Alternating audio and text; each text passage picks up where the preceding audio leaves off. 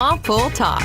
And we ain't talking about netting and jetting or splashing and dashing. We're talking about becoming a nation of pool pros. We talk about the latest products, trends, and training in the pool industry. Now let's welcome your host, with over a decade of industry insider experience and still the reigning champion of Marco Polo, Edgar De Jesus, and his co-host, John JJ Flawless, the fastest netter in the West, and Zach the Pool Boy Nicholas.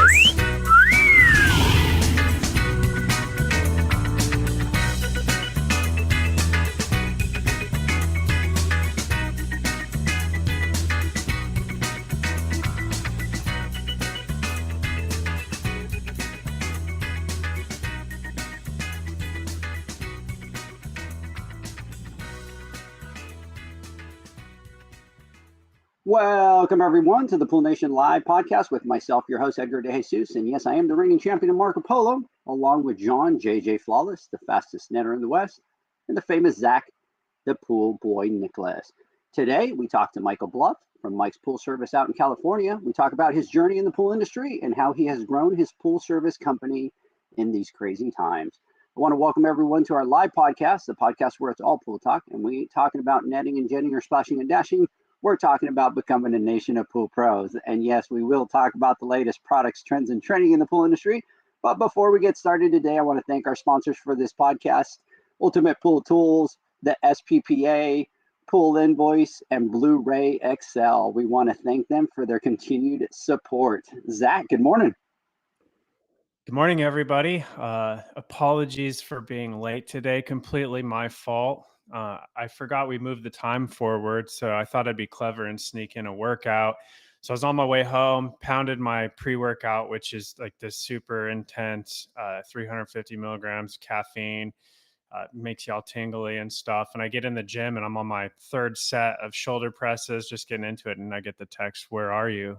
Are you coming on?" And I'm like, oh no. So I just flew right in here, sat down and turned it on. So apologies for being late. It's all good. You know, it's funny that you say tingly because right before we jumped onto the podcast, we're just kind of all sitting here and you were talking about, oh, how you were feeling tingly and stuff like that. And then your camera dropped and you had to restart your camera. And John was like, I don't need a pre-workout to feel tingly. I just need to look at mama and I feel all tingly. And that's what I need for my workout. And I'm like, John, dude, it's like 7 o'clock in the morning your time. We're already at this. He goes, it's all I need, baby. I just need that little tingly. It's Friday, though. It's Friday. It's Role Play Friday, so we're all good. It is. John, good morning. Good morning.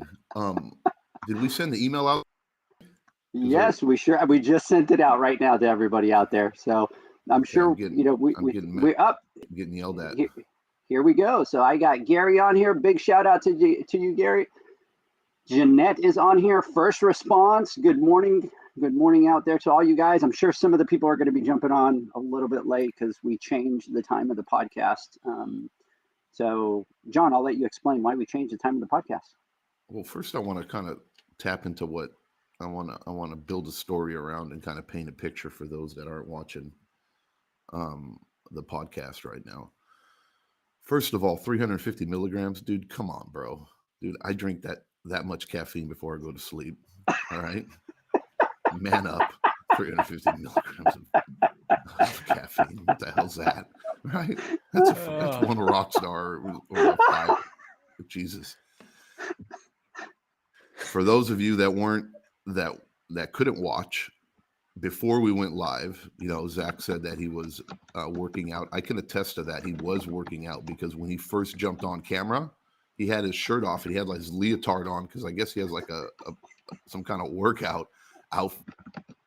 You know, remember the WWF wrestlers from like it's back a in singlet. The 80s for those, right? He looked like the Ultimate Warrior. He had those little tassels, and so I'm a little thrown off right now. I never thought I'd see Zach in that way ever. Zach, thank you for. Now I'm sorry for interrupting your little theme out this morning that you were doing, but wow, I and see. Well, the interesting thing is, I don't know if you guys saw, but Mike in the background, as soon as he saw him in that, he started going like this, like, were kind of a little, we were just kind of like, Something's going on. whoa, let's slow it down there, Mike. What's going on? I'm just trying to figure out what's going on. I'm missing the boat here, you and I, Edgar, because Mike, before we went live, because we do our little pre-check thing. Mike's talking. He probably said that he works out in the gym every morning, like I'm always up way before this. I'm out in the gym, pumping iron and shit. And then you got Zach going, "Oh, I was at the gym." I'm like, "What the fuck was I? I'm in the garage smoking a cigarette and coffee, right?" It's like 5:30 in the morning, and he's, "Oh yeah, I'm hitting the gym and doing shoulder presses, and I'm all pumped on pre-workout." And I'm like, "Holy shit." So what were you doing this morning, Edgar, at 6 o'clock? I barely getting up. 6 o'clock my time. 6 o'clock your time, barely getting up, trying to get the kids off to school with one cup of coffee on one hand, another cup of coffee on the other hand, trying to wake up. So, and these guys are all working out, doing what were you doing, Zach? Shoulder presses? Shoulders today. Shoulder. He was doing shoulders today. Or for vintage wrestling or something like that. That was unbelievable, dude. The sad thing is back in the day, I did compete in powerlifting, and you have to wear a singlet, and it was really the most awkward thing ever. I'm sure. The picture's out there somewhere. Anyways, Mike, good morning. How you doing? Good morning. Doing well.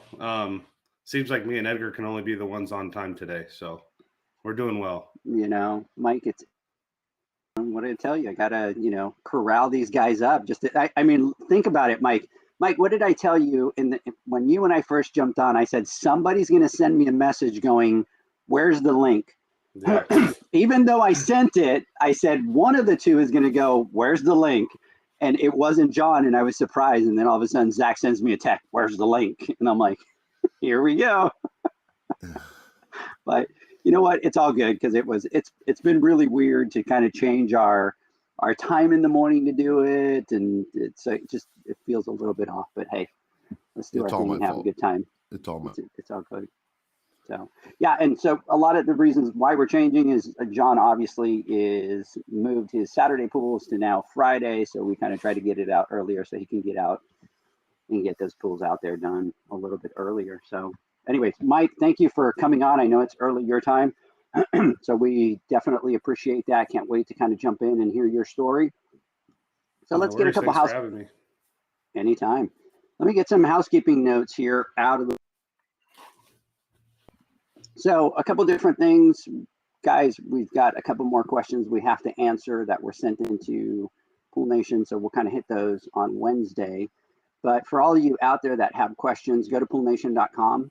And there is a big button at the top that says submit questions. You can click on there. You can submit your questions. And it doesn't matter what it is. It could be service. It could be repairs. It could be business, whatever it is.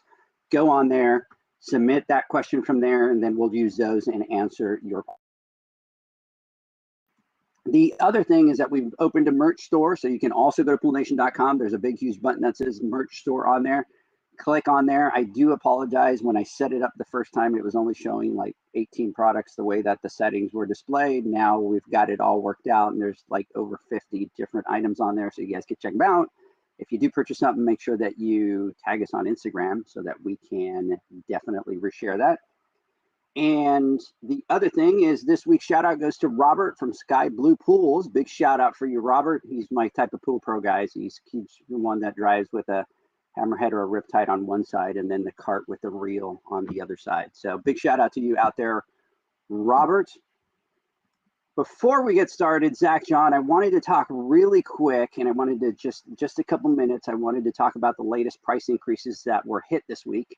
And Zach, on our last podcast, you actually brought it up and said that we needed to keep an eye out on freight and gas charges. And I don't know if they were listening to you, Zach, and they were just kind of waiting for you to say something. But as soon as you said something, boom, the letters went out. So Pentair hit at 7%, Fluidra at 5.5%. And I think there's a lot of companies that are going to follow. I got a couple calls this week with regards to some price increases, and it looks like everybody's getting hit with those fees.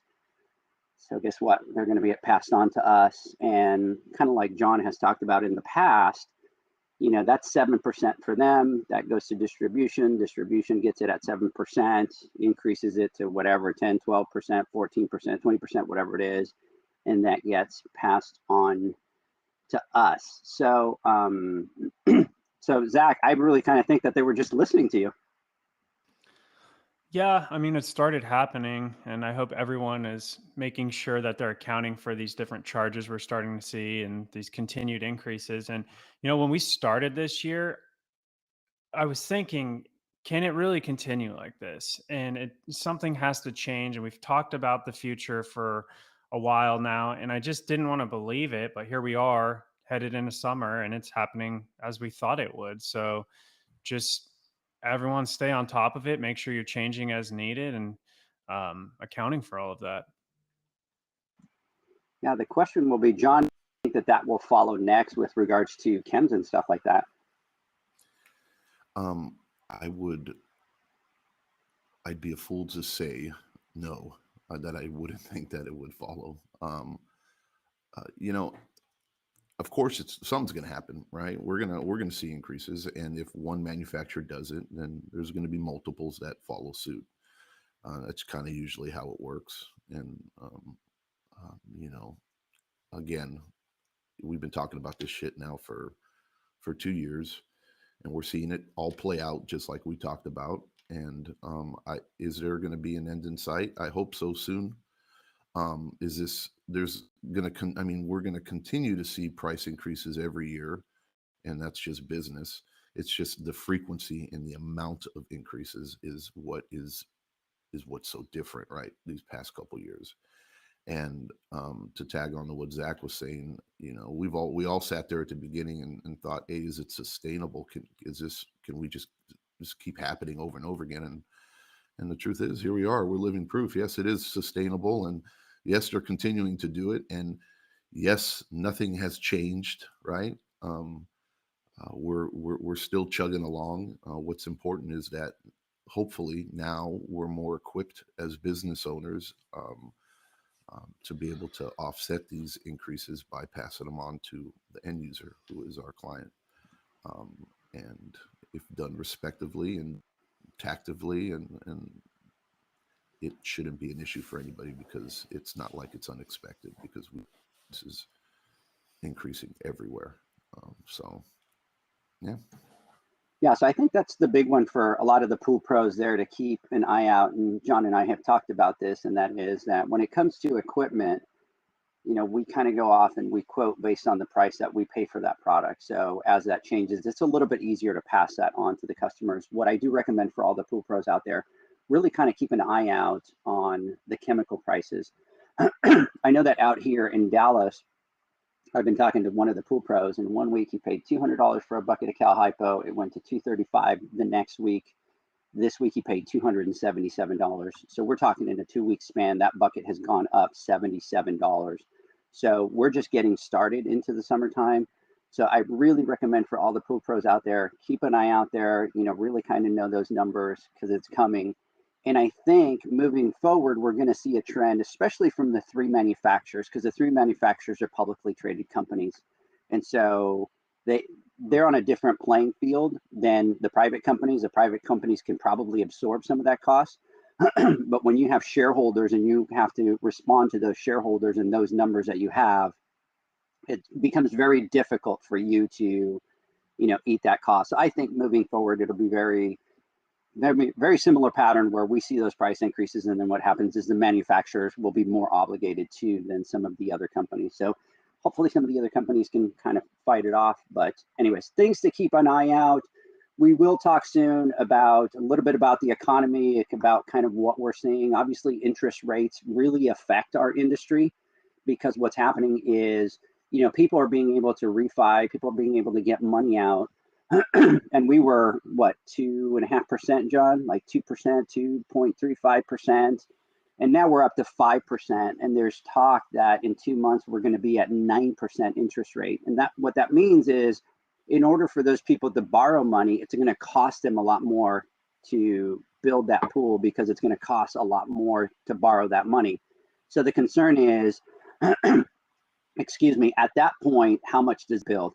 Again, the service side of the industry really is not affected, right? Because obviously pools still need to be clean and still need to be, all that. So, kind of what do we see? Well, maybe we see that we're on this complete craze of overbuilds and all that kind of stuff, and that we'll still be very busy, right? Because stuff is in the pipeline, people are building pools, but at least that pressure from the craziness might come down. So we'll talk about that out there. Gary over here is saying somewhere around 2:30 at SCP. And by the way, Mike, I got first response out here. Mike's Instagram story yesterday about a previous customer had me giggling. So we'll have to check and see what that one was. So Yeah. Maria, big shout out to you. What was that, Mike? What was that story? So I don't get rid of any text message ever, like no matter what the customer, even if it's just like wanting a quote. So COVID happened March of 2020, and everyone was kind of thinking the world was going to end, right? And so we weren't sure if we were supposed to be working. I had employees at the time. We're all kind of like, all right, let's just send out a letter. Let's do chem stops for 2 weeks, see what we're doing, and then we'll go ahead and be on our way. So, we did that for about 2 weeks, and then she messages us like, oh, we're so unsatisfied with the service, we're going to cancel, blah, blah, blah, blah, blah. So she messages me yesterday, and she's like, I want a quote. I told her, are you at this address? She said, yeah. I said, oh, you fired us March of 2020 with like a smiling emoji. And then I just screenshotted the text because she's like, oh, sorry, I don't remember. And I just screenshotted the text and I politely said, we are no longer interested in your business. And then I just left it at that. And she's like, oh, thanks for your response. But, she got what she deserved. So I'll have to hopefully it's still You up guys there. think I'm an asshole, right? You're the one who told me to send that message. I know. Oh, man. That's crazy. So, all right, Mike, let's get this party started because, as usual, John has been sitting here talking for the last 20 minutes, and we haven't even gotten started on this part of the podcast. So, let's get this party started. We won't say that Zach was late because he was at the gym. We won't talk about that. So, Mike, tell us a little bit about yourself and how you got started into the pool industry. So, this could be a 3-hour conversation, but long story short, I worked for my dad in his manufacturing facility since I was 14 years old. And we worked 4/10s. So I always had Friday and Saturday off. And I was, just moving out with my girlfriend at the time.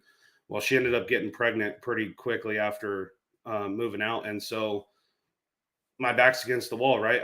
I'm doing the task at my dad's place. I'm trying to ask him for more money. He's one of those guys that's like pretty tough, tough love, kind of like you're going to earn your way, which I completely understand now.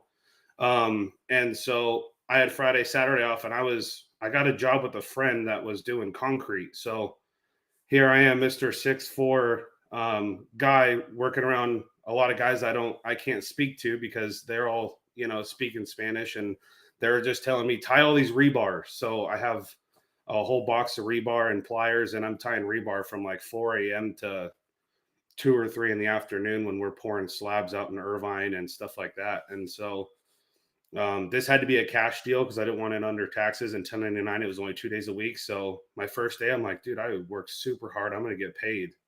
He gave me $80, and I'm like, are you kidding me? So anyways, that happened for a little while. And then we were going to get married, and we were doing like kind of a budgeted wedding. So I had a friend that I was going to get married at his house in Riverside. And he's a retired guy that worked at the phone company. And he's like, oh, I just do pools on the side for beer money. And I'm like, what's beer money? He's like, oh, like $2,000 a month. I'm like, well, how many days a week do you work for $2,000 a month? I'm thinking, okay, maybe 4. He's retired, And so he was like, oh, a couple hours, like 2 or 3 days a week. And at the time I'm making what, $400, $500 extra a month working 2 days a week every weekend. And so, rode with him and was like, we only did like 5 pools. And he's like, I'm kind of done for the day. I'm like, we're only out here for like an hour and a half, 2 hours, And so ball was turning, and I was like, can I pay you to help me out and teach me this? And I went home like after like a month of riding with him because I quit my concrete job. I went on Amazon. I opened up a credit card, and I think I spent like $800 on Amazon getting like a Home Depot pole and like some super janky net, and went down to the pool store, paid like full retail price for chlorine and acid, and passed out a bunch of flyers, and we were off to the races.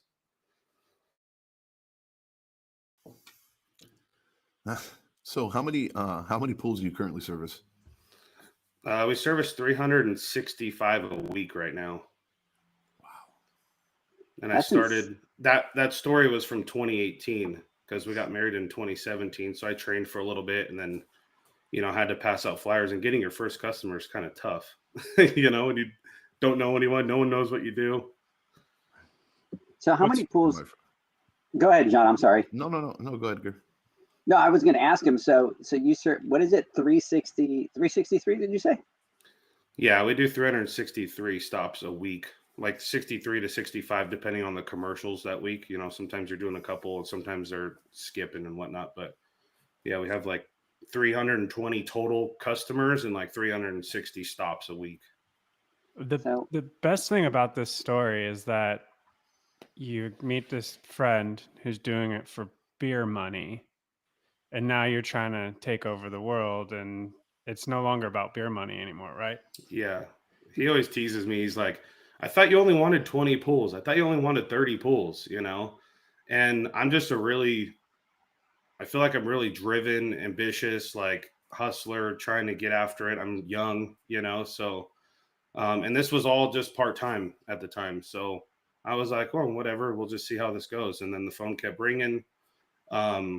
Another thing that I did when I first started out is I had everyone's got Google Maps on their phone. Well, I got door hangers printed with what we do and the price. And I was cheap at the time, just trying to get customers.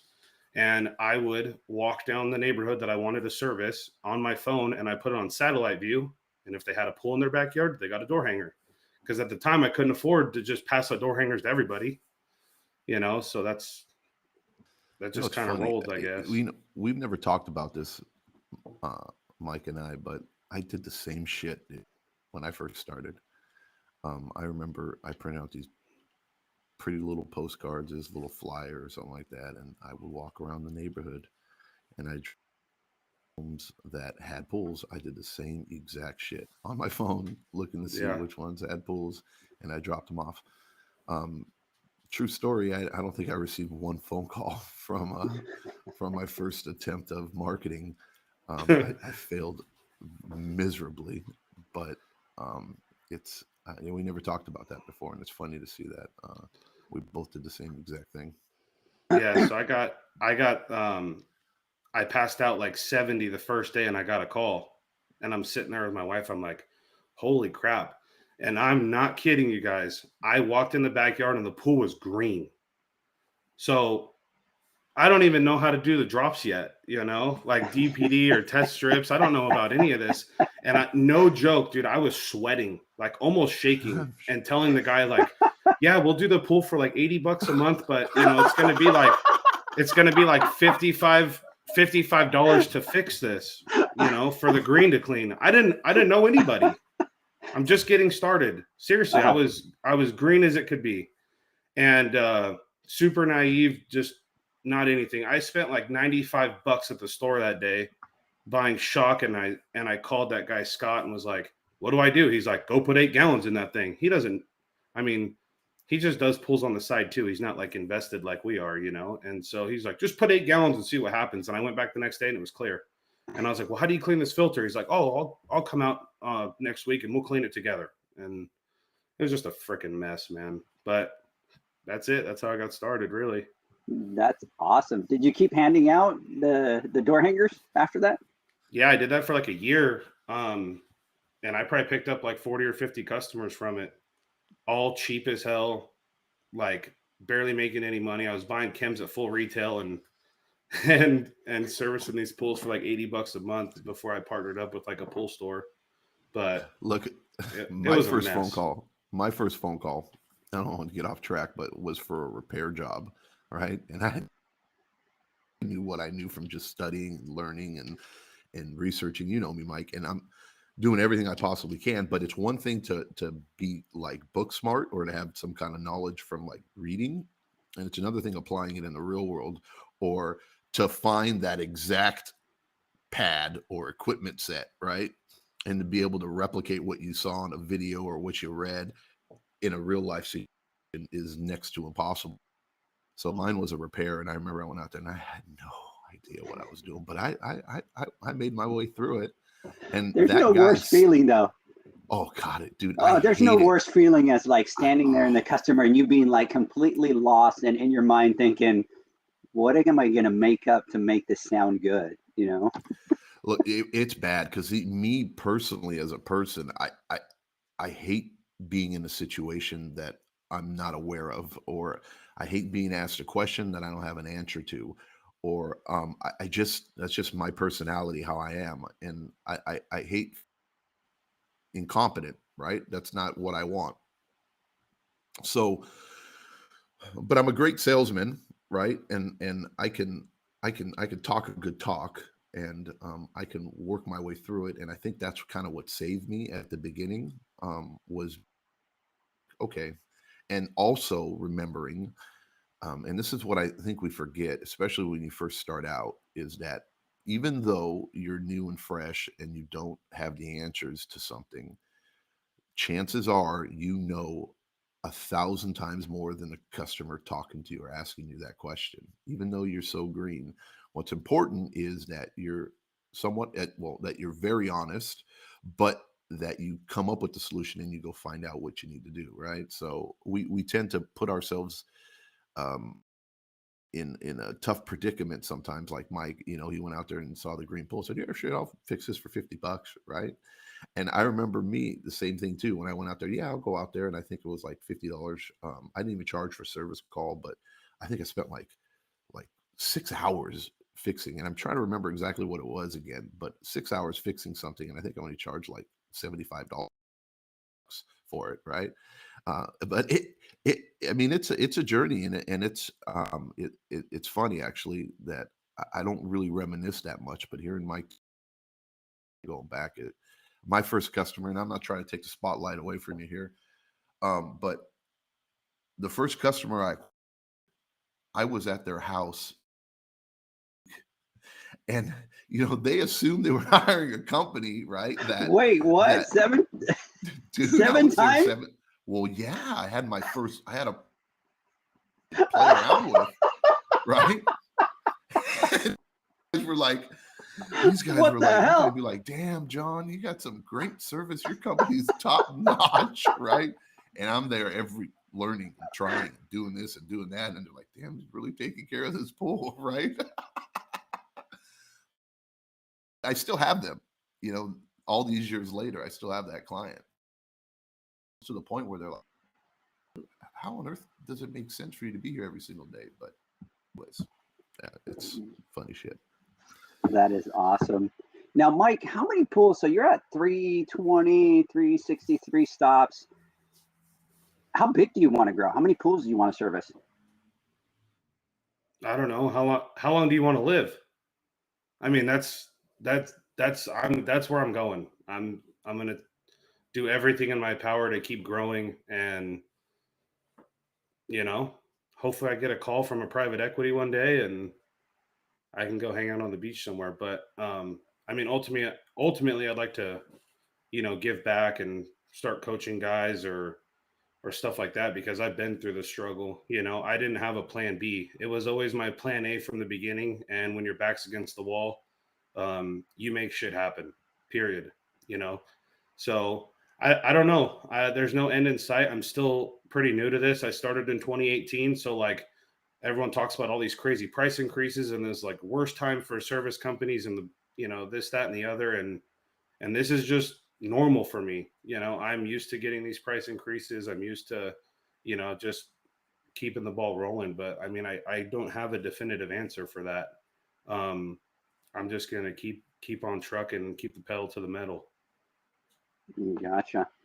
Zach, I'm going to let you jump in and ask the next question here. Well, so my question is, you started in the industry and you're working 2 jobs, right? Is that correct? Yeah. I did that all the way up until August of last year. So I've only been full time for like 7 months. Wow. And so you kind of talk about that time when you decided to jump from nine, two jobs to I'm going full time? Yeah. So, my dad he's a smart business guy. He knew what was going on, and so what happened was he would take me out to lunch and he would ask, "Oh, well, what's the plan for the pool business? What's the plan here?" He wanted me to take it over. Me and him are too alike in a lot of ways. So we butt heads on his company, how I wanted things to run and how he wanted things to run. And it's all for the same goal. But at the end of the day, I ended up putting in like 6 month notice, like January of 2021. And I trained guys, helped him out. I made sure his company was completely dialed in before I even left, right? Because I didn't want to put that sour taste in his mouth. But um, it was tough. I go from not making a decent salary at this place to basically jumping in the pool business with little to no extra money every month for myself. And so I ended up being able to um, sell one of my houses to buy a little bit bigger of a house at the time because interest rates and stuff like that. And then I took all that cash that I made from that house and that was what I lived off of. So until about January of this year, February of this year is when I kind of started paying myself. It's still not even close to what I was making at my dad's shop, but um, I lived on life savings for a while. And those are the kind of things that if you really want to be successful, those are the risks you have to take in your life to get there. And it's just a matter of how far are you willing to go to make it. It's not easy. So that was definitely a hard time in my life, was leaving that position and family business to like going out on my own, where I have kids and a house to pay for and stuff like that. My wife wasn't working at the time, so That's a huge leap of faith. I mean, you're working with your dad, right? And you kind of have something there that's stable, and you're ready to just kind of jump, leave what you have with your dad, leave it all behind, start your own thing on the other side. What made you make that leap? What made you kind of decide, I want to do this on my own, I want to start my own business? What was it that pushed you to make that decision? a lot of it was just the day to day at his company. Love him to death. I wanted the company to go a different direction as far as like how things ran on the floor. He sees the numbers, and so he's running the business from the bird's eye view that I'm doing in my company. So I completely get like where you're from nowadays. Um, and I talk to John every week, and he's been a great mentor to me. So um, he was kind of like, dude, you can make it, you can do it, and he's pushing me. He's pushing me closer to the edge, and I knew I could do it. My thing was is I had a guys working for me, and I didn't want to let someone's job go because I wanted to come back in my business and work. So I would have a hard time sleeping at night if I let a guy go just to take his position to be able to make money for me. So I hired them. They work hard for me. And I decided that I wasn't going to let anyone go. I was just going to make it happen. And so I don't know. I'm a day to day kind of guy. It's hard for me to go back and know exactly how I felt at the time, because here's my things I have to tackle today. Here's the curveball that's thrown at me today. And how do I accomplish it? What's the solution? I tell my guys all the time, I know you guys are coming to me with issues, but what do you think's the solution? I try to learn from that and um, really try to progress in my company as far as being able to move the ball and keep things flowing and find solutions for issues. And it's just hard for me to go back in those times. And I mean, it was not easy. I cried with my wife. It was tough. Look, Mike, you don't. The beautiful thing about it is that you kind of really don't have to, because everybody here and everybody listening has been in that position pretty much. That's that's that's the beauty of being a small business owner, and it's the scary part too. Um, it, the majority of us who start a business, in order to do that, you have to leave some form of security, right? Or whatever you've been doing in the past, And that's usually working for somebody else. We've all normally come from a W-2 job, right? Or doing something else. At one point, when you start your own business, you got to make that leap and that jump. And I mean, I still remember when and it was that it's hard to describe that feeling, especially when you have responsibilities and it's not just you, right? It's different when you're young, and if you're still living at home with your parents, or you're not married, you don't have children, you don't have responsibilities, and you have something you can kind of fall back on. But when you have all the burdens of those responsibilities on your shoulders, and you make this leap of faith, or you take this big chance, and the reason why you're doing it is because you want to better yourself and you want to better the life of your family, right? For generations to come, you want to be able to be that rock and that support and be able to provide for them. And sometimes we, running your own business or starting your own thing is the way to do that. So I get it, man.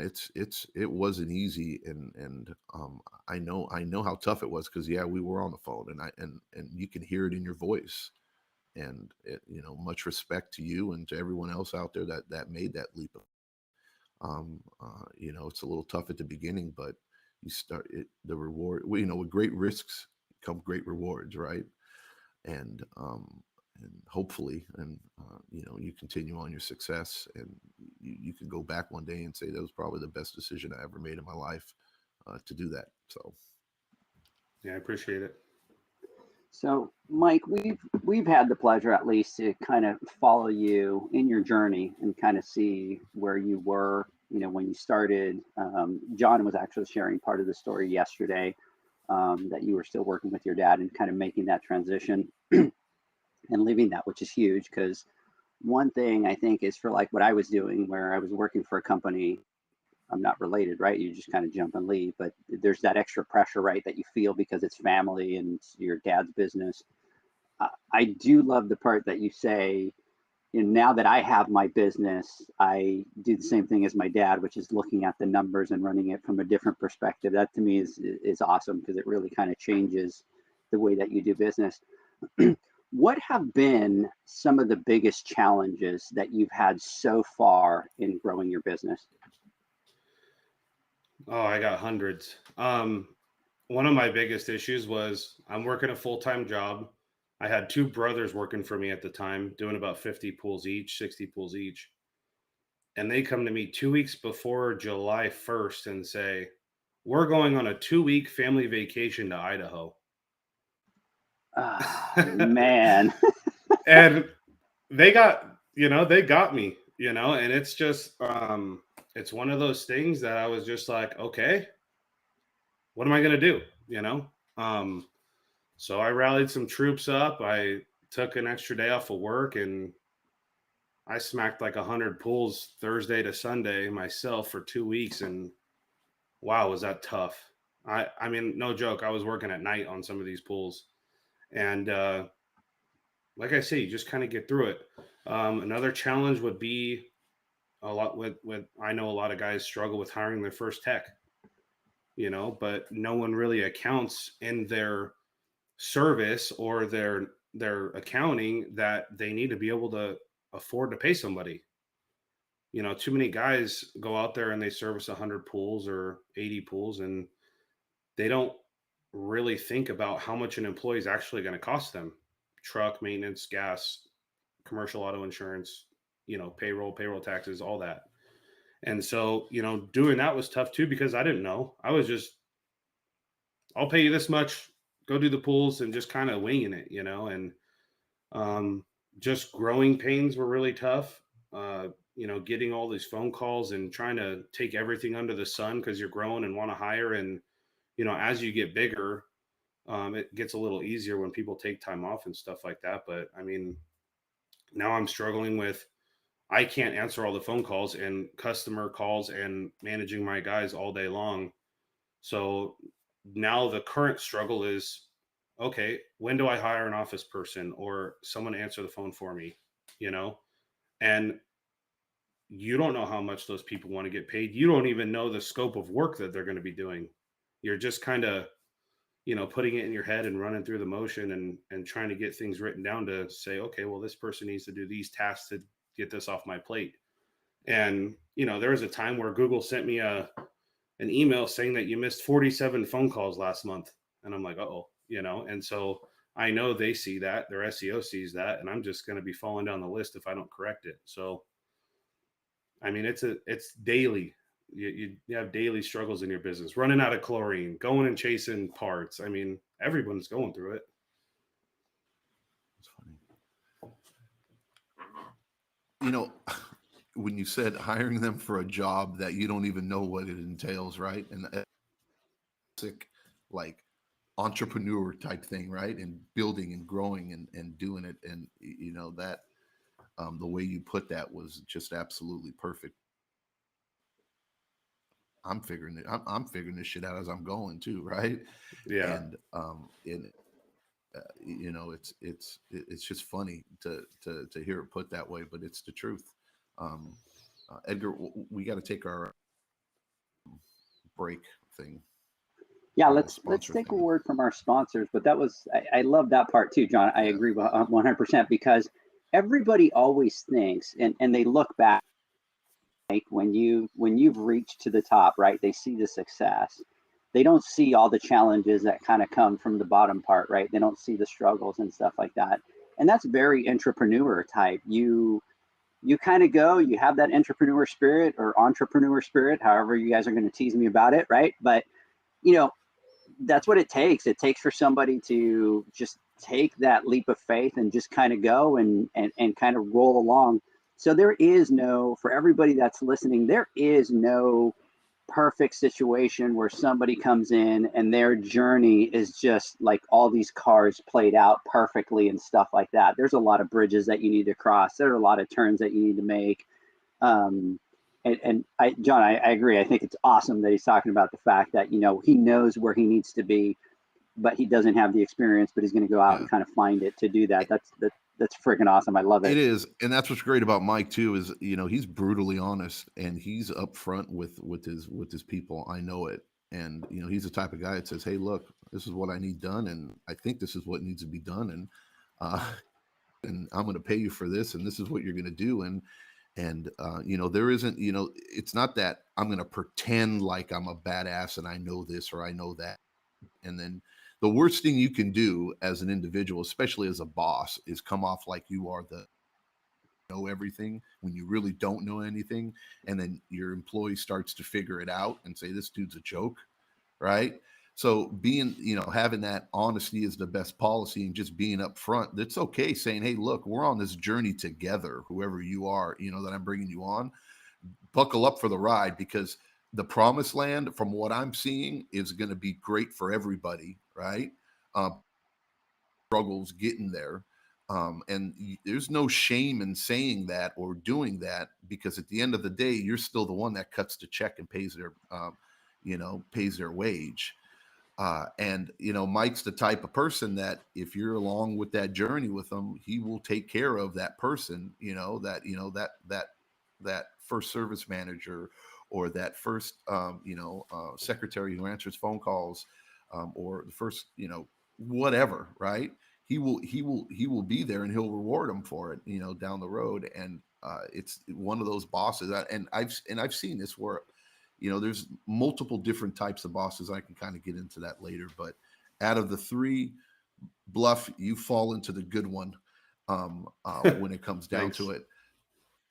But let's take a break from our. I'm not good at doing that. That's because you don't practice it. I'm not you. Baby. I'm not you, Edgar. You're not me, baby. You're not me. Let's take a break and hear a word from our sponsor. There you go. You got it. And when we come back, Mike, somebody sent me a message over here. When we come back, I want to start with this because I think this is pretty awesome. So let's take a word from our sponsors. When we come back, we will continue with Michael Bluff.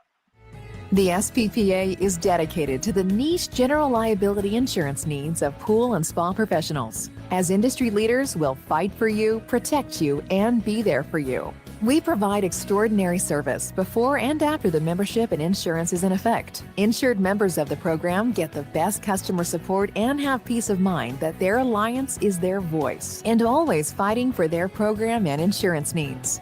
We proudly insure thousands of pool and spa professionals across the United States. With over 30 years encompassing the pool and spa industry, we know the needs of pool and spa professionals.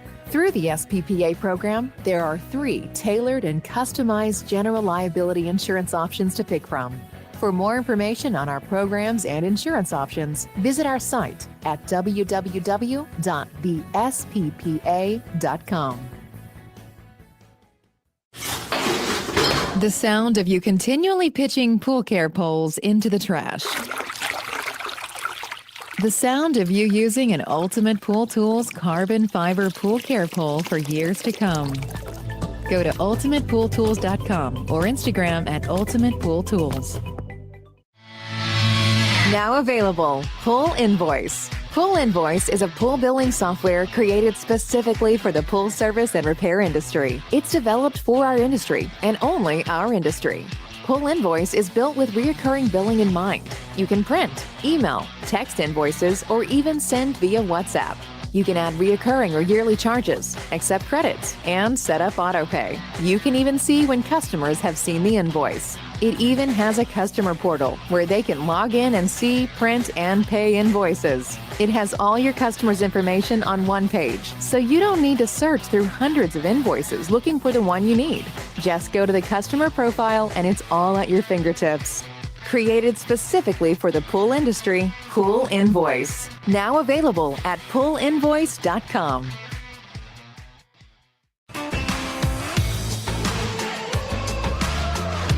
Blu-ray XL is the power of minerals working for you. Reduce your overall chemical costs and labor up to 50% guaranteed. Whether you have 20 accounts or 20,000, Blu-ray XL's direct pricing and free shipping to the pool trade have you covered. Improving pool professionals' profit and work-life balance is what they do. Blu-ray XL, the real mineral purifier. Visit them at BluRayXL.com. Blu-ray all day.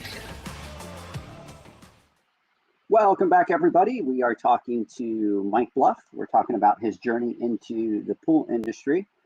And Mike, before we jump back in, somebody sent me a message over here, First Response Pool Service, and said, "I feel that, Mike. I left my law enforcement job in March of 2021 to build my business. Then broke both of my legs that weekend. Toughest year of my life, not knowing the outcome, but I was determined and just kept hustling as much as I could." Think about how badass that is, and I think this is what happens is, we kind of all relate because we all kind of feel, we've all been part of the journey. So, you can feel what other people are going through, and really what you end up doing at the end is you end up just really kind of cheering for the other pool pros out there, and you just kind of hope that they explode and that they become even bigger than at least what I was. So anyways, Yeah. Big shout out there to First Response. Thanks for your service too, by the way. Absolutely. So we had the pleasure of meeting him out at the Western Show, John. Great guy. I kind of watch his posts on social media, and he's definitely out there hustling to make that company grow. I want to hear from Zach. What's up, Zach? I'm just Zach is just wired from the what is it? Oh, it's 350 milligrams of caffeine. Jesus. Hey, I've been cutting back though. Have you seen any bangs or anything? Right. That's true. Yep. So. But he's a little wired there. So do you have the little tingly stuff going, or no? Do you get the tingle from the? Oh, it's fading right now. It's fading right now. Yeah. But when you get that tingly, that's it. It's go time. Right. So Mike, what would you say has been your biggest accomplishment so far in your journey? It's tough. I don't know, because I'm still on the journey. The accomplishments at the end, I think. Proving people wrong's probably been my biggest fire under me, whether it was family or friends of friends, and you're just a pool guy and this, that, and the other. And I know they think about that kind of stuff that they said back in the day, because they said it to me. I'm gonna start a pool business. oh, good luck. You know how many pool guys are out there? You know, but yet they go to work every single day, 9 to 5, working for someone, and I can go to Hawaii for 2 weeks if I wanted to. So it's all about perspective and stuff like that. And I don't mean to sound like arrogant like that, but when, like I said, when your back's against the wall, people doubt you. Um, it's just one of those things that like you're even more driven to make it happen. And I don't think I have big accomplishments yet. Um, the accomplishments further down the road for me, and I won't know until I get there, and then I'll have to let you know.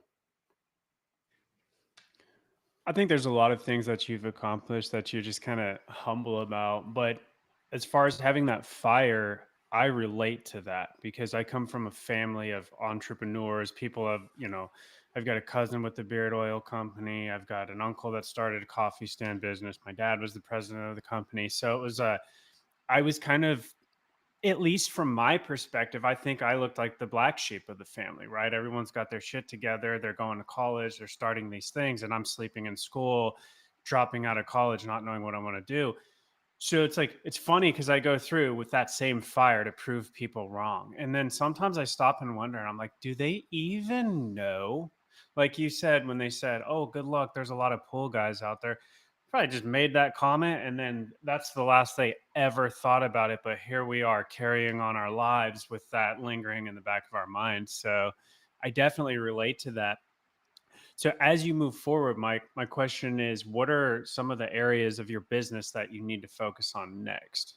But before you answer that, I want to backtrack for just a quick second, John, because I see you deep in thought. And if I know you, I know that you're wanting to say something about his accomplishments because I think Mike does that a little bit. Mike is always so focused on pushing forward, pushing to that next level that, and it's just his personality that he doesn't sit there and says, hey, I think I've accomplished this or accomplished that. But in the little time that we've known Mike, he's made some huge effing accomplishments, like huge, right? So what would you say that are some of his accomplishments that he's made so far? You know,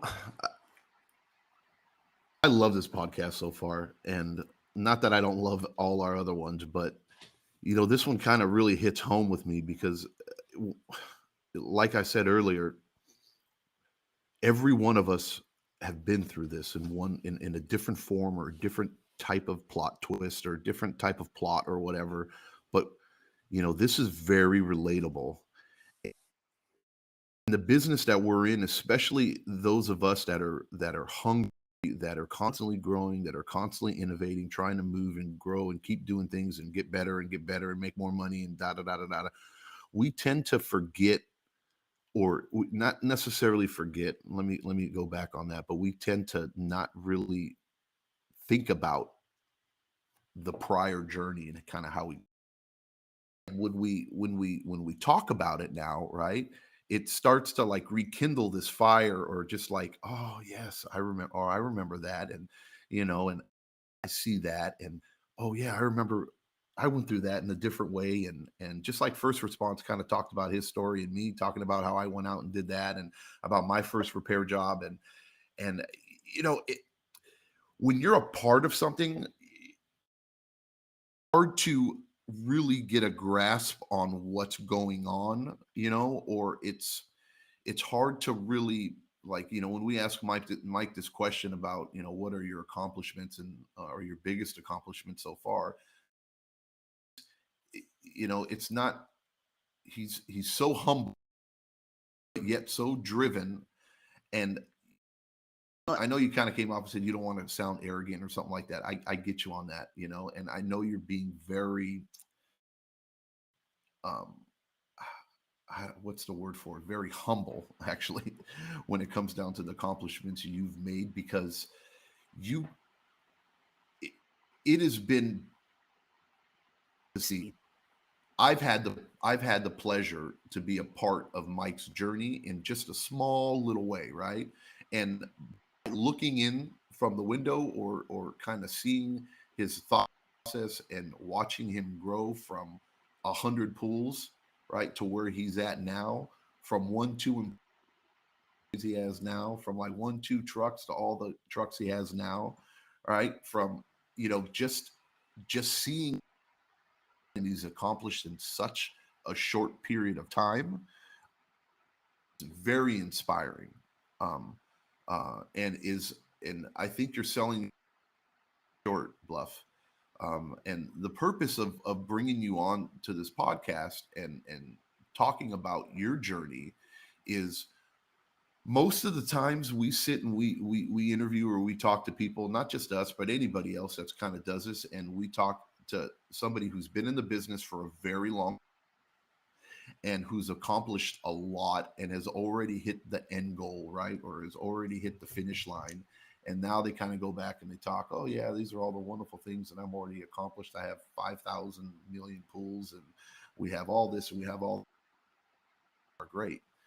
With you, you are right on the cusp of greatness, right? And we've had this conversation over the phone, and you are like right at the point of exploding and turning your business or achieving the dream that you really that you set out to accomplish, which is like a legacy or like a dynasty, and to create that that monster machine, and how quickly you've done it. And I would personally say this, if I were to name one of the biggest accomplishments that you've done for yourself, and I think that you're really, really good at, is one, your marketing skills and the way you have a grasp on how advertising and marketing and how to build a business is something that everybody can take some notes from and learn from.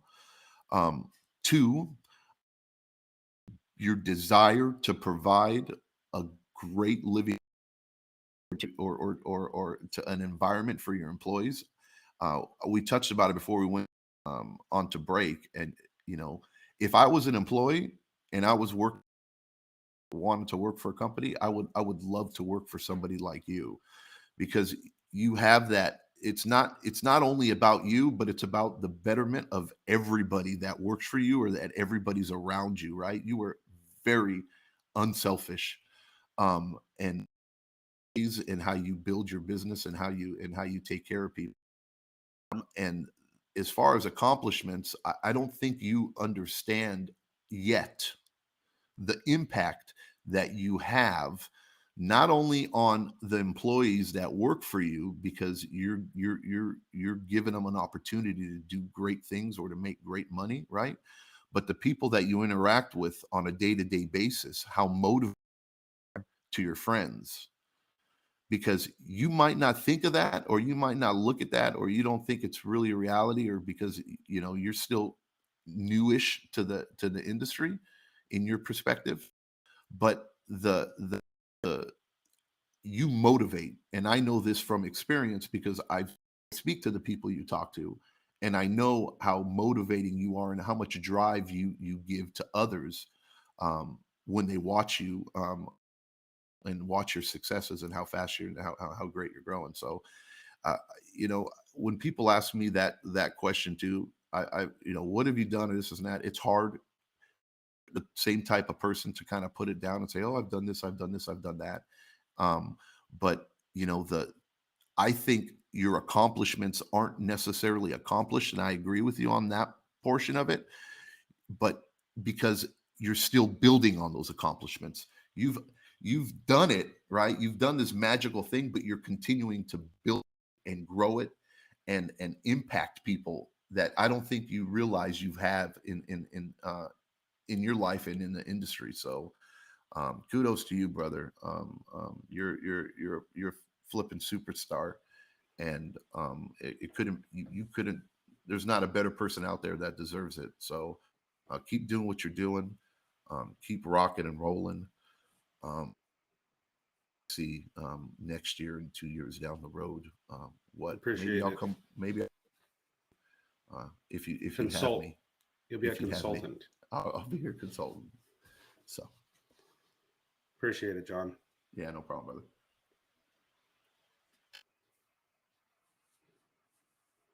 Edgar's muted. I'm getting all deep and I'm muted. So So, Mike, you've made some huge accomplishments in a very short period of time. I remember when you took the financial business class, you were kind of a little bit overwhelmed at that point. You were really trying to figure out your business in a really short period of time, and it really has been short. You have been able to take your business where you kind of probably weren't profitable. You really didn't know your numbers. You made that a mission. You figured out what some of your weaknesses were, and you made the decision to put your foot down and work on those things and move forward. In a very short period of time, you have taken your company where you weren't profitable to not only being profitable, but you have done even some things that I've copied now and shared with other people, and I'll share with you really quick. So you took the financial business class, and my thing is numbers, numbers, numbers, numbers, numbers. Everybody gets tired of me saying numbers, numbers, numbers, but I tell everybody, if you know your numbers, you're going to steer your ship in a way that is going to outpace everybody else. And so you took the financial business class. We were trying to figure out your cost of service, do all that. You took it upon yourself to go, hey, I'm going to take this a step further, and I'm going to create an Excel sheet, and I'm going to add my sales for the day. I'm going to add my labor, and I'm going to add my expenses, and I'm going to figure out every single day where I am financially. That alone, okay, and that was something that you took on your own, and you took that whole thing to the next level on a daily basis. And you have been able to now look at those numbers and steer that ship in a completely different direction. You were in debt, you're out of debt, you're thriving, you're now putting your foot back on the gas, trying to grow that business. You've realized one of the biggest problems that people have is accepting where their weaknesses are, accepting things that they're not good at. And one of the things that you've been able to do is go, hey man, I hate this shit. I hate this part of my business. And you've been able to go out there and find people and put people in place to fix the things that you hate. And just like John talks about all the time, right? You're working your business based on your strengths, based on what you like to do, and you're putting other people in place that will carry your business in that direction. And you've also been able to realize, and you talked about this on the Instagram Live, that as a business owner, you have like all these 50 hats, and it's a matter of being successful is being able to take that hat off and give it to somebody else to carry that part of the business. So don't sell yourself short, because you have fucking kicked ass in the last 6 or 7 months and taking your company from not profitable to completely at a pace that I have no doubt that if you say you're going to have 100 pools, I mean 1,000 pools, you'll have 1,000 pools. Like, I talk to a lot of people, and a lot of people tell me I want to have 600 pools, and I'm like, in the back of my head, their journey is going to take a while, and they still have a lot to learn. But you have made some amazing accomplishments in the short period of time that I've known you. So, and you are that type of guy that you're very humble, and you kind of don't like to talk about those kind of things. But I just want to assure you that you've had a lot of accomplishments. And the fact that you're now at a stage where you're sitting here telling us, I need to hire an office manager. I don't know what that looks like, but that's my next move. That's where we're taking the company. You know, those are the leaps of faith that you take. And those then become accomplishments. So don't ever sell yourself short, because, excuse my French, I'm going to pull a John, you're a fucking badass when it comes to that, you know. So big congratulations to you on all of those. Appreciate it. So let me ask you this. Let me turn the table. So what advice would you have for a pool pro that would be getting into the industry today?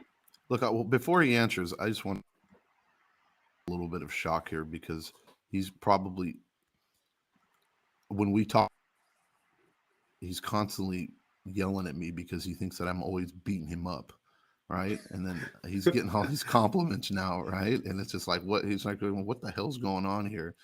Because I'm always I'm tough on him, and I yell at him all the time.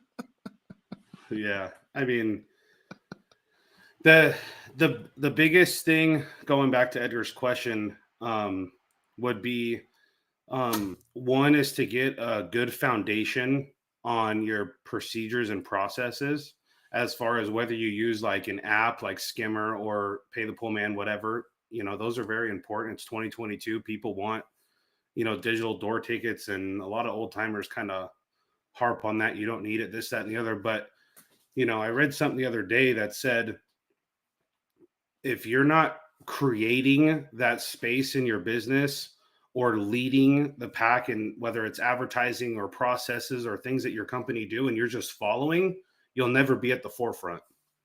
And I believe that 100%. So, having stuff like that, having a bookkeeper is probably one of the top two.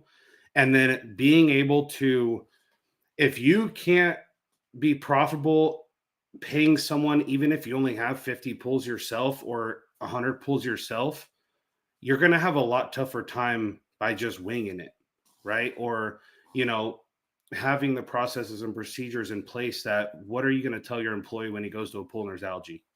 They're going to look at you for advice and stuff like that. And if you're the one giving great advice and helping them out, and you're backing them, you're their support system, they're going to jump for you. I mean, it's just the truth. And too many times people don't have these steps in process. And that's what I would recommend if you're getting started and you want to grow, is get this stuff done before you start growing. Because I didn't.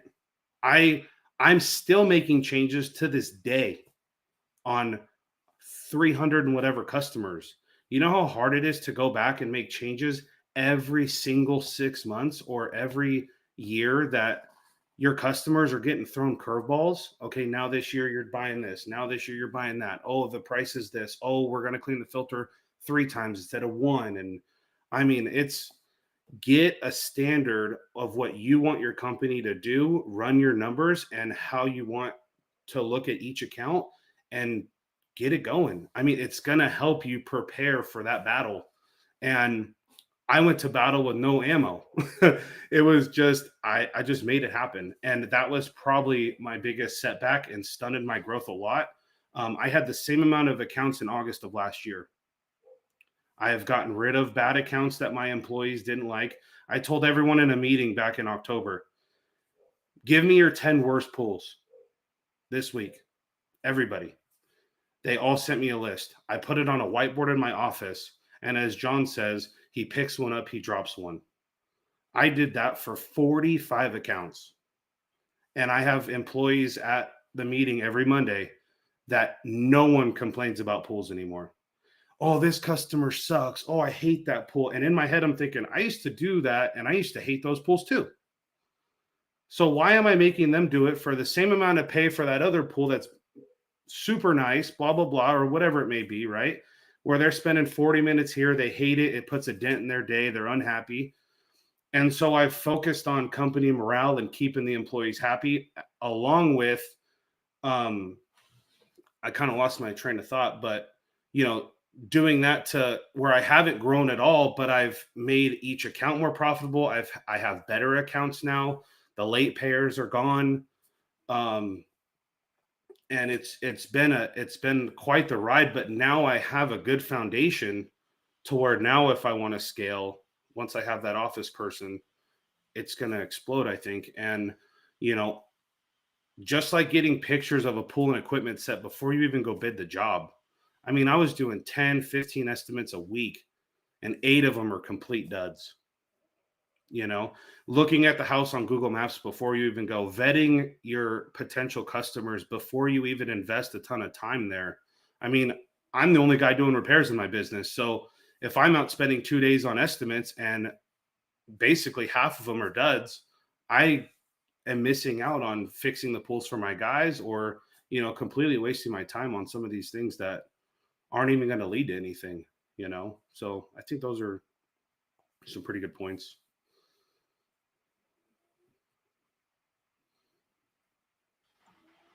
So let me ask you, so what are some of the areas of your business that you would say at this stage in your growth consume a lot more time than you even thought? I'm all in. I'm a 16-hour workday kind of guy. I'm completely invested when my guys are out in the field. Like today hurts me. I have text messages and and stuff I see coming in and I can't get to them because I know my guys need my support. And I even let them know that to call the service manager, and they're still calling me, and that's okay because I have the answer for them and I'm giving them that. But when it really comes down to it, I think I don't know, it's tough to talk about all kinds of stuff like that. But I think what takes the most time is just trying to keep the ship steered in the right direction, like you said. I mean, printing out all my SCP and PEP invoices every day, seeing where all these parts are going, making sure everything's getting invoiced. I mean, when you get in a trance and you're just going out there and just repairing stuff and you're just full gas pedal. I mean, some of these customers were getting pump seals done that weren't even getting invoiced, and they haven't been invoiced yet. And I don't know where they're at. So we've all done it. We all get in that like go, go, go mode. And I had to take a step back and be able to really dive down and make sure that the machine is oiled, right? So making sure, from customer complaint or text or repair to getting the work order through, getting the parts ordered, and then obviously billing the customer is probably what takes the most time. And then, I don't know, I'm a visionary. So every day I'm thinking like where we're going, and I'm making adjustments, 1% pivots every day on where we're going, timelines and stuff like that. I mean, there's nothing that takes more time than the other. I'm from 6 a.m. till 11, 12 at night is when I go to bed. It's all business. It's all pools, business, employees, customers. And that's just the way I'm wired, I guess. I have people over here saying he's a great boss to work with. 100%. Sounds like you might have a couple of people ready to go work for you over here, Mike. So we'll have to talk about that. One thing that I will touch on is a lot of people and pool service companies complain about finding good help. I've hired 3 guys in the last year and a half, and I didn't put one Indeed ad out. They've all been referred employees where they've quit jobs because they know someone that they work for that works for us. And they basically recruited them to come work, whether it was pay, whether it was job security, whether it was, a better place to work. I'm not sure. I don't really get into that, but I just recently, I hired a guy 2 weeks ago. That was my first ad that I posted online in like a year and a half, because I don't have a problem finding employees. I don't know. I think when you build that good foundation and that structure and that culture in your business, that things work themselves out, and it's all about how people speak about me when I'm not in the room, to me. And I do everything in my power to make sure my employees only speak good about me. And I do what I say I'm going to do. I follow through on the things that I say I'm going to follow through on, and they're recruiting their friends to come work here. And I don't have enough pools for them. I have like 2 guys right now that are waiting to quit their job. And I'm like, I can't sustain that yet, so.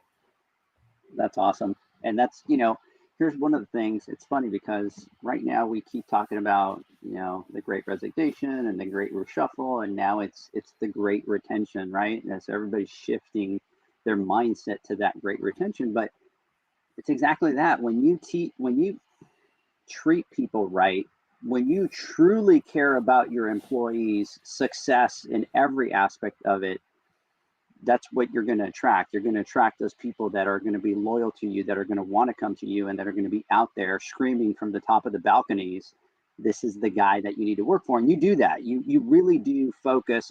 And it's not just that you talk about it and you pay well, but you're very passionate about your employees and making sure that they have a good, opportunity, and they have opportunity to make money and to make more money. And you kind of put it all back in their hands. Yeah. And all my guys, they're all given company trucks, company gas, free range of whatever tools and stuff they need. Every quarter I take these guys go-karting, and we all have memberships at this go-kart place. I pay for them. We just did one a week ago where I had the new guy come on. I'm like, dude, let's go go-karting. He's like, what? And I'm like, I got you. I'll pay for you. Just show up at the go-kart place on Thursday night, and we're banging bars and hitting each other into the walls and stuff. And they all have membership at this place that I paid for, and they get free t-shirts and stuff like that. And those are the kinds of things that build that culture and keep people happy and stuff like that. So, I treat them better than I treat myself sometimes, I think. And here's the beauty of it. You're in a California market where you're going to get a lot of people going, oh, you can't get the rates in there. You can't do that type of business to do profitability. But when you do focus on the numbers and you know where you're steering your ship, you can absolutely do that. So guys, let's do this. Let's take our quick word from our sponsors. When we come back, Zach, John, I want to get your final thoughts.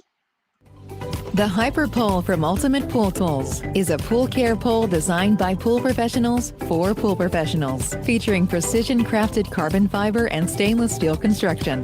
Go to ultimatepooltools.com or Instagram at Ultimate Pool Tools. Pool pros have specific needs when it comes to general liability insurance. The SPPA program has you covered. With 3 tailored and customizable general liability options, SPPA makes it easy for pool pros to feel secure. Find out more and get covered at thesppa.com. Now available, Pool Invoice. Pool Invoice is a pool billing software created specifically for the pool service and repair industry. It's developed for our industry and only our industry. Pool Invoice is built with recurring billing in mind. You can print, email, text invoices, or even send via WhatsApp. You can add recurring or yearly charges, accept credits, and set up autopay. You can even see when customers have seen the invoice. It even has a customer portal where they can log in and see, print, and pay invoices. It has all your customers' information on one page, so you don't need to search through hundreds of invoices looking for the one you need. Just go to the customer profile and it's all at your fingertips. Created specifically for the pool industry, Pool Invoice. Now available at poolinvoice.com.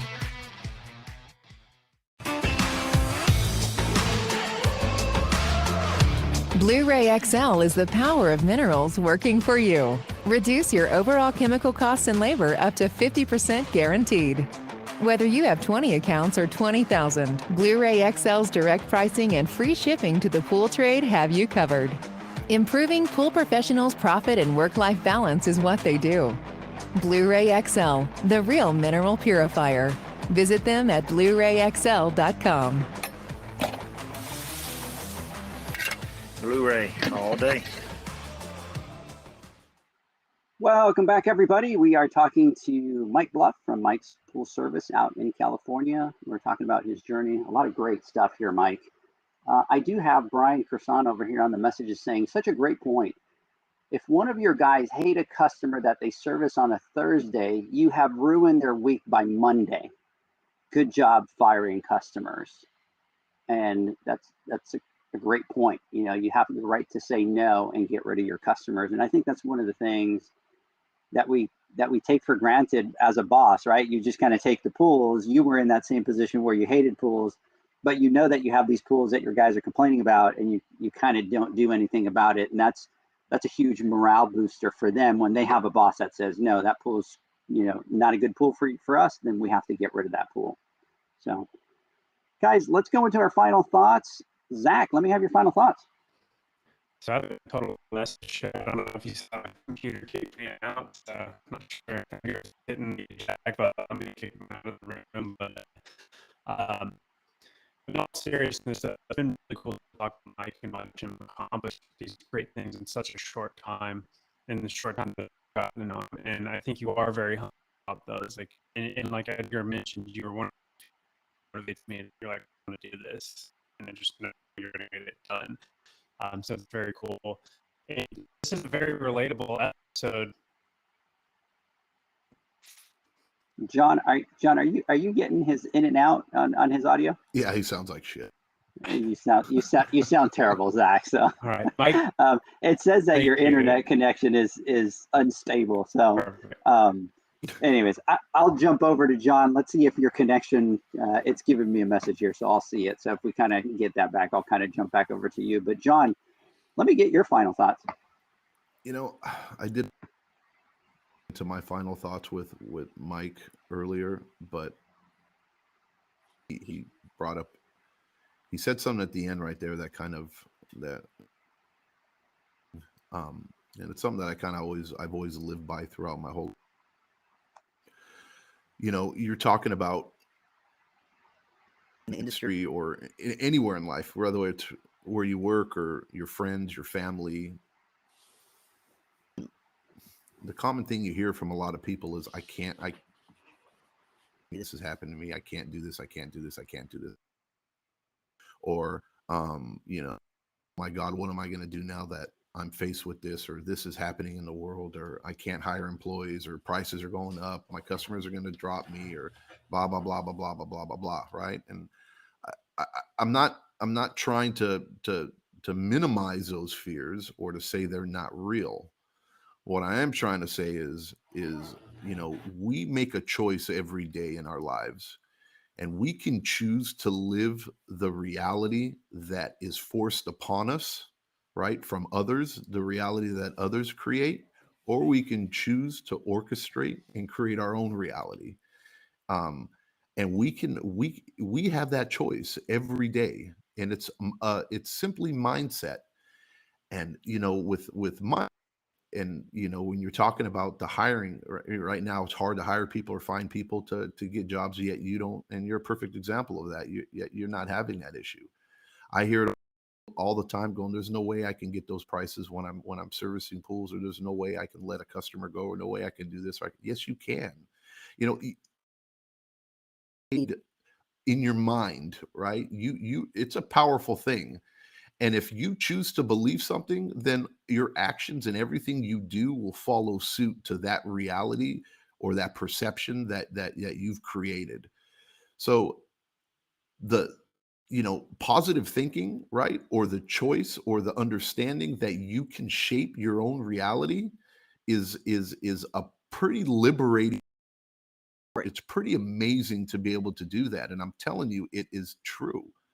No matter what you're going through, no matter whatever dream you're trying to accomplish, no matter what goal you're trying to set and meet, it is possible. It absolutely is. And it starts with your mindset and what you believe you can achieve, right? If you guys get anything out of this, or if you do anything, just think about how you think about things, right?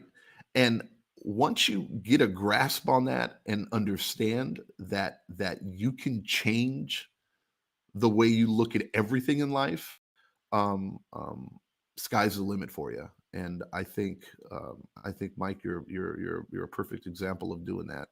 And I wish you all the best. I know you're going to continue to be extremely successful. You're a good person. You deserve it.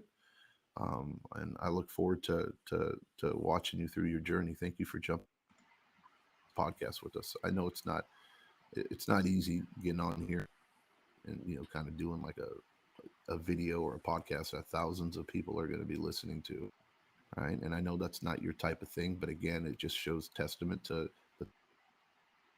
you're a go-getter. So I just appreciate you taking the time to do this, and look forward to seeing your successes in the future. Appreciate it. And What's that? Go ahead. I was going to say one thing I'd like to, if people have questions or want to contact me, my personal cell phone is 951-465-9460. And if you text me, I will get back to you. If you're trying to grow your business, if you're going through struggles, I've probably been in that position. And I know how hard it can be. And if you're looking for any advice, go ahead and send me a text. That's my personal phone. That's not my work phone. That stays on all day, all night. So if you have any questions, concerns, whatever it may be, do not be scared to reach out. I'm not going to give you my Instagram. Everyone can see where my Instagram's at. If you're listening to this and you've got value out of this and you have made your hour-and-a-half commitment to me, I'll commit to you. So go ahead and reach out and I'll text you back. And That's awesome. So I love these podcasts because they're all very relatable. So we've all had our own journey. Somebody's asking again, please, can you say the number? 951-465-9460.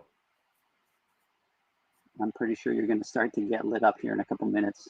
It doesn't matter if I get 500 messages, I will reply to everybody. I did that once and I got a bunch of weird pictures. Well, here's what I got. I got somebody saying, can you repeat that number? I'm in the men's room and I want to write that on the wall.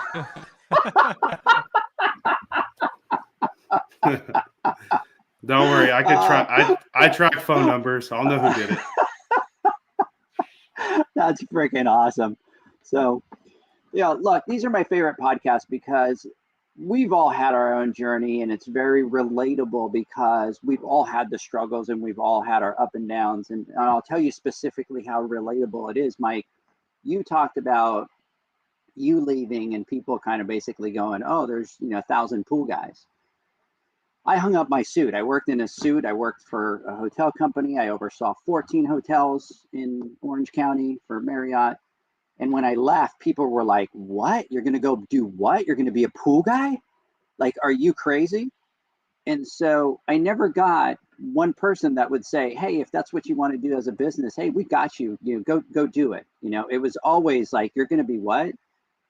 And then when I did have 4 or 5 trucks and my guys would show up to pick up all the trucks and all that kind of stuff, then everybody would go, oh, like you own a business, right? So then I made it my mission to really kind of get back to a lot of my friends. And at 12:30, 1 o'clock, when I was done on some of the days, I'd text them and be like, hey, don't call me because I'm going to go ahead and take a nap. I'm done for the day, So it's all relatable to us because we've all in some sense, we've been through the same journey that you're at. So that's why I love these podcasts.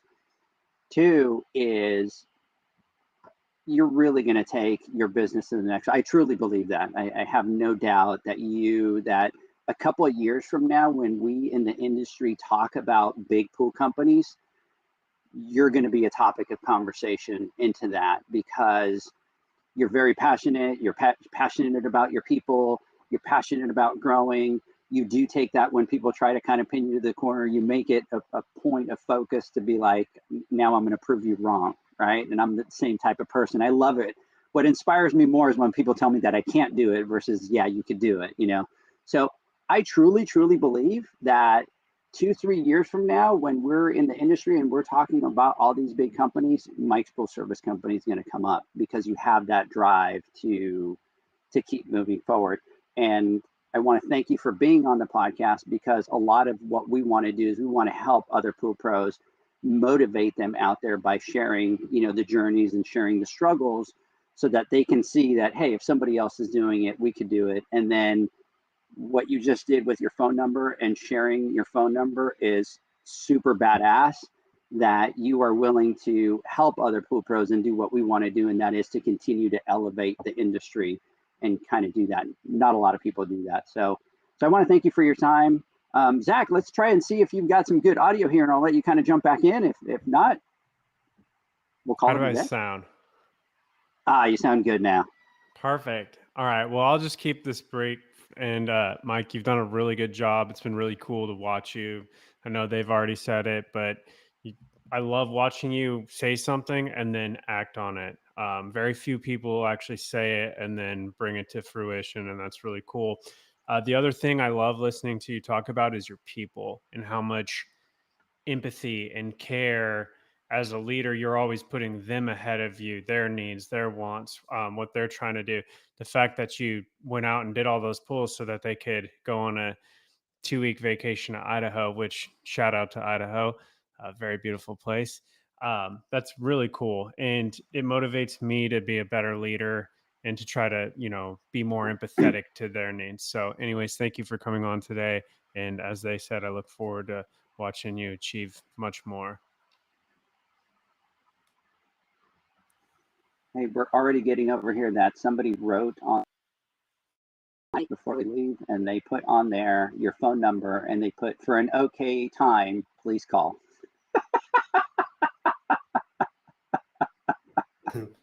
Don't make me go to T-Mobile and get a new number. I love our crowd.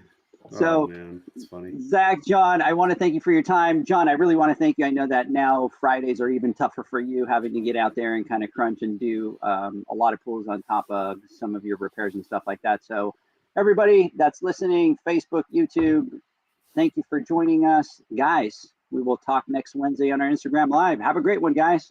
Have a good weekend. Bye. Thanks.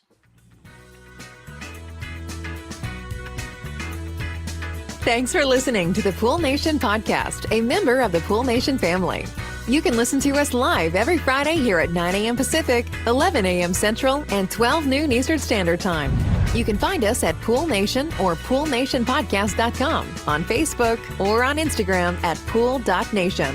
And to find more info about Pool Invoice, the billing software built specifically for the pool industry, go to poolinvoice.com.